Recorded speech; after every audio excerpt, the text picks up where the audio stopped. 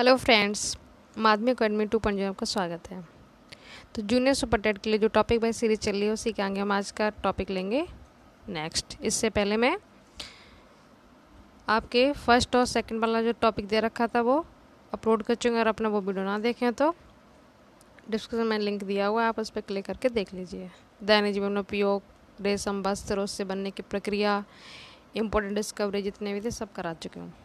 तो उसी के आगे आज करेंगे सजीव, निर्जीव एवं जीव जगत और सजीवों का वर्गीकरण। इतना इस वीडियो में देख लेते हैं, बाकी का जंतु वनस्पति नेक्स्ट में ले लेंगे, बाकी का बचेगा। इस तरह से आधा आधा करके पार्ट में देख लेंगे।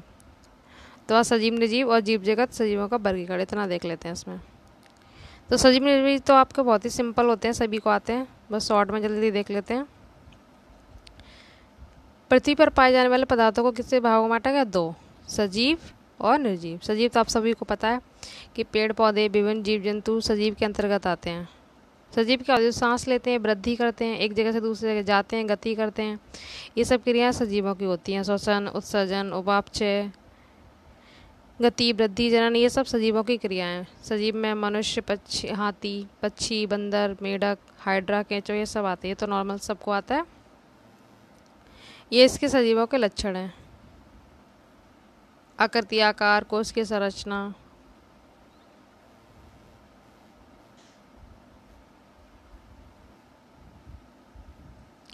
सजीवों के लक्षण कौन कौन से? कोश की संरचना, शारीरिक गठन किस तरह से होता है? पहले कोशिका से ऊतक, फिर ऊतक तंत्र बनता है, फिर अंग बनता है, अंग तंत्र से हमारा पूरा इस तरह से बॉडी स्ट्रक्चर बन जाता है।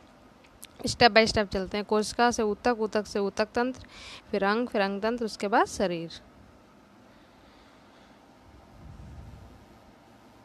पोषण, ये भी सजीवों का ही लक्षण है। पौधों में प्रकाशन की क्रिया द्वारा भोजन का निर्माण होता है, और जंतु में भोजन ग्रहण करना, पाचन, अवशोषण, स्वांगीकरण, उत्सर्जन, ये सभी सजीवों के लक्षण हैं। ये भी आपका अनुकूलन, वृद्धि, जनन। इसके आगे देखो, जीवन चक्र, श्वसन, उत्सर्जन, ये सभी सजीवों का लक्षण है। निर्जीव का भी जस्ट अपोजिट है। वे वस्तुएं कभी भी जीवित अवस्था में नहीं पाई जाती हैं। इनमें आंतरिक वृद्धि, प्रजनन, अन्य जो सजीवों में प्रक्रिया होती है वो निर्जीवों में नहीं होते हैं। नॉन लिविंग कहलाते हैं ये, जो सांस नहीं लेते, वृद्धि नहीं करते, गति नहीं करते। जैसे एग्जाम्पल पत्थर, प्लास्टिक, कोयला, कार, रेलगाड़ी, जहाज, ये आते हैं इसके अंतर्गत। और पॉइंट देखो, निर्जीवों की शारीरिक बनावट अकोशिकीय होती है, मतलब ये अकोशिकीय होती हैं, कोशिकीय नहीं होती, अर्थात इनमें कोशिकाओं का अभाव होता है, किसी में भी सेल्स नहीं पाई जाती हैं। जीव द्रव्य का अभाव होता है, जब कुछ प्रोसेस ही नहीं होता, ना तो वृद्धि, ना गति, पोषण, कुछ नहीं होता है, नॉन लिविंग में आते हैं। पोषण, पाचन, श्वसन, उत्सर्जन, ये कुछ भी नहीं होता है इनमें। ठीक है, ये तो आपको नॉर्मल से आता ही है। ये कुछ लास्ट इम्पोर्टेंट पॉइंट देखो, ये बहुत पूछा था पेपर में। ये विषाणु को सजीव और निर्जीव के बीच की कड़ी बनाता है, एक मोस्ट इम्पोर्टेंट है। ये क्वेश्चन आता है कि सजीव और निर्जीव के बीच की कड़ी कौन है? विषाणु। विषाणु क्यों है? क्योंकि इसको क्रिस्टल के रूप में इकट्ठा कर सकते हैं, रवि के रूप में इसको इकट्ठा कर सकता है, और ये कोशिका के अंदर ही रह के वृद्धि करते हैं, इसलिए सजीव का लक्षण भी आ जाता है। तो इसीलिए विषाणु को सजीव और निर्जीव के बीच की कड़ी कहते हैं। ये इंपॉर्टेंट है, इसको याद रखना। नेक्स्ट देखो आपका जीव जगत। सजीव निर्जीव हो गया नॉर्मल सा, अब जीव जगत। हमारे पर्यावरण में जीवों की दुनिया एक अद्भुत प्रकृति प्रदत्त संरचना है। इन जीवों की अधिकता के कारण अध्ययन करने में आसानी हो, इसके लिए कैरोलस लीनियस मोस्ट इम्पोर्टेंट, जब मैंने आपको इम्पोर्टेंट डिस्कवरी करवाई थी महत्वपूर्ण खोज, उसमें इनका नाम भी लिया था कि ये टैक्सोनॉमी के फादर कहे जाते हैं। लिखा हुआ है वर्ग के पिता। टैक्सोनॉमी के फादर कौन है? Carolus Linnaeus. तो इन्होंने नामकरण पद्धति दी थी ना, इसीलिए। ये देखो, कैरोलस लीनियस ने जीवों के नामकरण के लिए जो पद्धति अपनाई उसे दिनाम पद्धति कहते हैं। अगर आपसे पूछे दिनाम पद्धति किसने दी थी तो कैरोलस लीनियस ने। इनके अनुसार प्रत्येक जीवधारी का नाम लैटिन भाषा के दो शब्दों से मिलकर बना होता है। पहला आपका क्या कहलाता है? वंश, और दूसरा जाति। जेनरिक नेम फर्स्ट होता है, दूसरा शब्द जाति। ये भी पूछ लिया जाता है कि पहला नाम क्या कहलाता है? वंश, और दूसरा जाति, ऑब्जेक्टिव में। जिस तरह से मनुष्य का होमो वैज्ञानिक, इसी साइंटिफिक नेम क्या है? Homo sapiens. तो होमो आपका फर्स्ट वाला वर्ड है, तो ये क्या कहलाएगा, वंश, और सेपियंस सेकंड है, ये आपका क्या कहलाएगा, जाति। तो इस तरह से होमो वंश नाम, सेपियंस जाति। इस तरह से मेढक का नाम होता है राणा टिग्रीना। तो राणा क्या हो गया, ये वंश हो गया, और टिग्रीना जो बाद का नाम लिखेंगे वो आपका क्या हो गया, स्पीशीज यानी जाति। इस तरह से ये दिनाम पद्धति के कुछ लक्षण हैं जो कैरोलस लिनियस ने दिया था। अब देख लेते हैं सजीवों का वर्गीकरण, मोस्ट इम्पोर्टेंट, ये भी बहुत बार पूछा आता है। 5 जगत वर्गीकरण विधि के अनुसार बैक्टीरिया यानी जीवाणु और नीले हरे शैवाल को सम्मिलित किया गया। कई बार पूछा गया है, किस में सम्मिलित किया गया, ये option D is right answer, Monera में किया गया इसको। इसकी डिटेल देखो,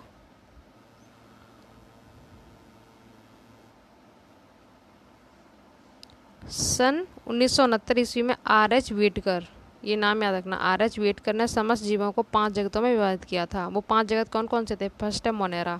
अब मोनेरा के अंदर किसे रखा गया ये पूछ लिया जाता है। इसमें सभी प्रोकैरियोटिक जीव आए थे। प्रोकैरियोटिक जीव में कौन कौन, माइकोप्लाज्मा, जीवाणु, साइनोबैक्टीरिया यानी नीले हरे शैवाल, ये सब आपके किसके अंतर्गत रखे गए थे, मोनेरा के अंतर्गत। याद रखना कि मोनेरा में अगर पूछ लिया जाए कि जीवाणु और साइनोबैक्टीरिया किस में रखा गया, तो आप मोनेरा आंसर टिक करेंगे। और किसने दिया था, ये व्हिटकर ने दिया था 1969 ईस्वी में।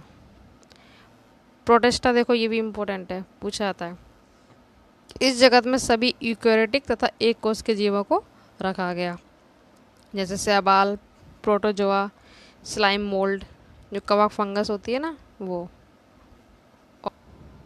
थर्ड है आपका फंजाई, इसमें यूकैरियोटिक बहुकोषीय जीव सम्मिलित हैं। इसमें पार्डोएरियम का मतलब है क्लोरोफिल अब्सेंट होता है, पाया नहीं जाता, जैसे कवक और ईस्ट, ये सब आपके फंगस में आ जाएंगे, कवक और ईस्ट।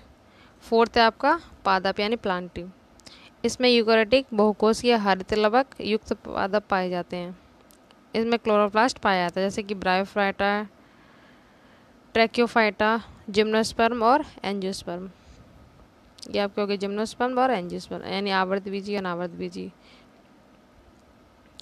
और लास्ट है आपका 5th नंबर का जंतु।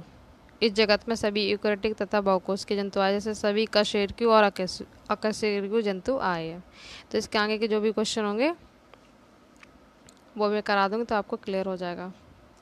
तो इस तरह से व्हिटकर ने 5 जगत दिया था। सबसे पहले क्या था आपका मोनेरा, मोनेरा में आपका प्रोकैरियोटिक जीव आते हैं, माइकोप्लाज्मा, जीवाणु, साइनोबैक्टीरिया, नीले हरे शैवाल।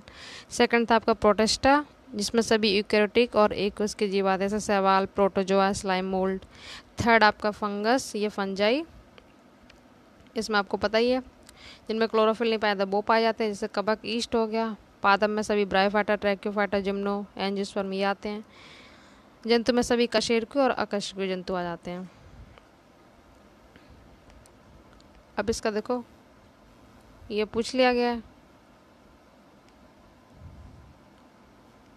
कि आप किस जगत में सभी जीवों को रखेंगे जो कोशिका भित्ति के साथ बहुकोशिकीय और सुकेंद्रिक हो, मतलब कोशिका भित्ति भी पाई जाए और बहुकोशिकीय सुकेंद्रिक हो। तो ABCD में से कौन सा होगा आपका, इसका आंसर होगा बी, प्लांटी। ये इसकी डिटेल है। ऐसे जीव जिनमें कोशिका भित्ति के साथ बहुकोशिकीय सुकेंद्र पाया जाता है वो प्लांटी जीव कहलाते हैं। इसमें कौन कौन आएगा, शैवाल, ब्रायोफाइटा, टेरिडोफाइटा, जिम्नोस्पर्म, एंजियोस्पर्म। ये पादप प्रकाशन के माध्यम से अपना भोजन बना लेते हैं। तो ये option B is right answer. Third देखो, आप उस जीव को किस जगत में रखेंगे जो एक कोशिकीय, यूकैरियोटिक या सुकेंद्रिकी और प्रकाश संश्लेषक है। तो बताओ ऑप्शन ABCD में कौन सा होगा। एक कोश के किस में रखे गए हैं, कवक तो होगा नहीं, इनमें तो कुछ पाया ही नहीं जाता है क्लोरोफिल वगैरह। एक कोश के यूकैरियोटिक, सुकेंद्रिक और प्रकाश संश्लेषक बोला है, तो ये आप कहेंगे प्रोटेस्टा में। Option C is right answer.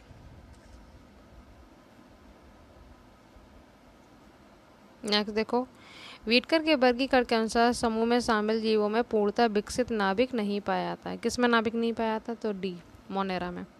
इसकी डिटेल देख लेते हैं। वर्ष 1969 में ये आपको बता ही दिया, व्हिटकर ने समस्त जीव जगत के प्राणियों को 5 जगत में Monera, Protista, fungi, Plantae Animalia में विभाजित किया था, जिसमें से मोनेरा जगत में प्राणी एक कोश के व पूर्व केंद्र के होते हैं और इसमें प्रमुख किसका आपकी अब्सेंट होती है। इसका केंद्रक द्रव्य संपूर्ण कोश का द्रव में फैला होता है, इसमें केंद्रक कला अब्सेंट होती है। नेक्स्ट देखो, 5 जगत प्रणाली में यानी जो वेट करने दिया था 5 जगत वर्गीकरण मुख्य आधार होता है। क्या मुख्य आधार माना था? उत्सर्जन, श्वसन, संचरण, पोषण। तो इन्होंने माना था ऑप्शन ए, पोषण को मेन आपका जो मुख्य आधार था वो माना था।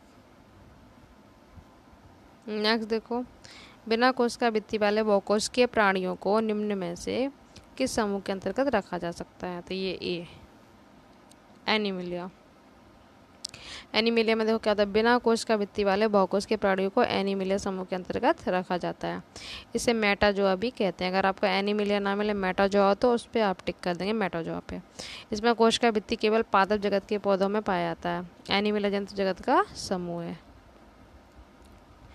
तो एनिमिलिया आपका जंतु जगत का, इसीलिए इसमें कोशिका नहीं पाई जाएगी सेल वॉल, ये केवल प्लांट्स में पाई जाती है। नेक्स्ट देखो, कैविलियर एवं स्मिथ ने जीवों को जगत में वर्गीकृत किया था। कितने भागों में किया था? इन्होंने किया था डी 6। कौन कौन से?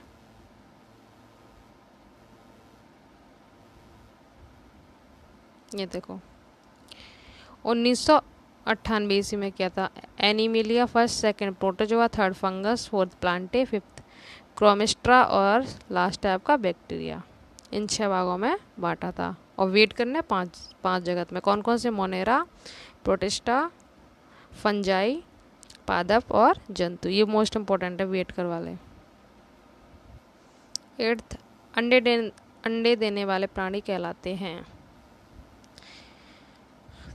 तो नॉर्मल से तो कर लोगे अंडज प्राणी, ओविपेरस बोलते हैं इंग्लिश में। इस वर्ग के सभी जंतु जमीन, दीवारों, पेड़ों आदि पर रेंग कर चलते हैं, इसलिए इन्हें सरीसृप वर्ग में रखा गया। तो अंडे देने वाले प्राणी जितने भी सरीसृप वर्ग में रखे गए हैं, इनमें अनेक प्रकार की छिपकली, सर्प, घड़ियाल, कछुआ, अजगर आ जाते हैं। नेक्स्ट, प्रोटिस्टा जगत में संबंध रखने वाले समस्त जीवधारी होते हैं। ये होते हैं आपके प्रोटिस्टा में बताया था एक कोशिकीय और यूकैरियोटिक। ये इसकी डिटेल रखी है। इसमें पूर्ण विकसित केंद्रक पाया जाता है। स्वतंत्र जीवी, परजीवी, स्वपोषी सभी प्रकार के हो सकते हैं। जितने भी शैवाल हैं, एक कोशिकीय, डाइटम, प्रोटोजोआ, ये सब इसके अंतर्गत आ जाते हैं।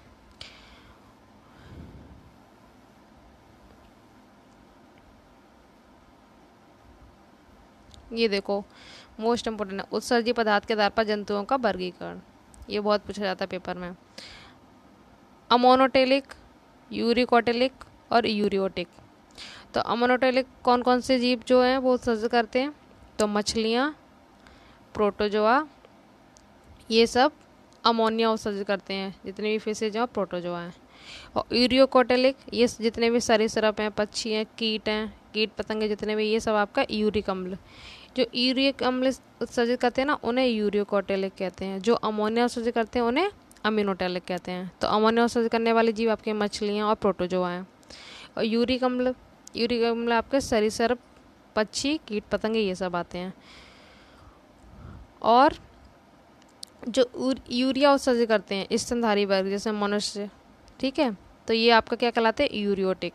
तो इनमें कन्फ्यूजन होता है, तीनों में अच्छे से याद रखना। मछलियाँ और प्रोटोजोआ क्या उत्सर्जित पदार्थ करते हैं? अमोनिया है। दोनों तरीके से पूछ सकता है कि अमोनिया कौन कौन से जीव जंतु उत्सर्जित करते हैं, या फिर अमोनिया उत्सर्जन करने वाले जीव जंतु को क्या कहा जाता है? तो अमीनोटेलिक। और सरीसृप, पक्षी, कीट, इनका उत्सर्जित पदार्थ क्या है? यूरिक अम्ल। इसीलिए इन्हें यूरिकोटेलिक कहते हैं। और यूरिया स्तनधारी वर्ग के जितने भी आते हैं जैसे मनुष्य, ये सब यूरिया उत्सर्जित करते हैं, इसलिए इन्हें यूरियोटिक कहते हैं। ये मोस्ट इंपॉर्टेंट, इसलिए मैंने बार बार रिपीट किया, इससे क्वेश्चन जरूर पूछा जाता है। नेक्स्ट देखो, ये 5 जगत का आपको बता ही दिया। मोनेरा सभी प्रोकैरियोटिक जीव, माइक्रोन जीवाणु, प्रोटिस्टा में बताई दिया, अमीबा, पैरामीशियम आता है, फंजाई में कवक, मशरूम, ईस्ट आता है, पादप में सभी पेड़ पौधे आते हैं, जंतु में कशेरुकी और अकशेरुकी आते हैं। इस तरह से ये 5 जगत का, ये 1969 में दिया था वेट करना। नेक्स्ट देखो, क्लेमाइडोमोनास में से किस वर्ग से संबंधित है क्लेडोमोनास? क्लेडोमोनास आपका किससे है? ये प्रोटिस्टा से। इसमें मुख्यतः एक कोशिकीय जीव और यूकैरियोटिक जीव शामिल किए गए हैं। जितने भी सवाल हैं स्लाइम, मोल्ड, प्रोटोजोआ सब आते हैं। ये इसके डिटेल आप पढ़ लीजिएगा।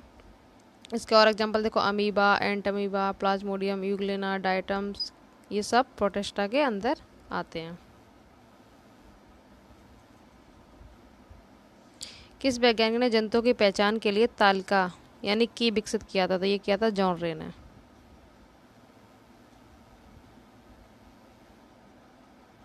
ये इसकी डिटेल लिखी हुई है। कौन सी पुस्तक में दिया था? Historia plantarum. ये इंपॉर्टेंट है, इसको याद रखना। जॉन रे ने कौन सी बुक में दिया था ये की तालिका जो थी? हिस्टोरिया प्लांटेरम में।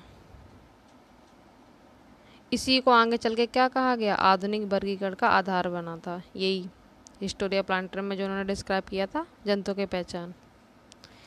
नेक्स्ट देखो, ये इस टॉपिक का लास्ट क्वेश्चन है। उसके बाद जंतु वनस्पति करेंगे नेक्स्ट टॉपिक में। एक कोशिकीय प्राणियों को वर्गीकृत किया गया है। अब इसको आराम से आप कर लेंगे क्योंकि मैंने आपको कई बार बता दिया है। एक कोशिकीय प्राणी किसमें आते हैं? ऑप्शन सी, प्रोटोजोआ में। अमीबा, पैरामीशियम, यूग्लिना, ये सब आपके एक कोशिकीय जीव हैं जो कि प्रोटोजोआ के अंतर्गत आते हैं। तो आज के लिए इतना करते हैं, बाकी करेंगे नेक्स्ट वीडियो में। Thank you so much.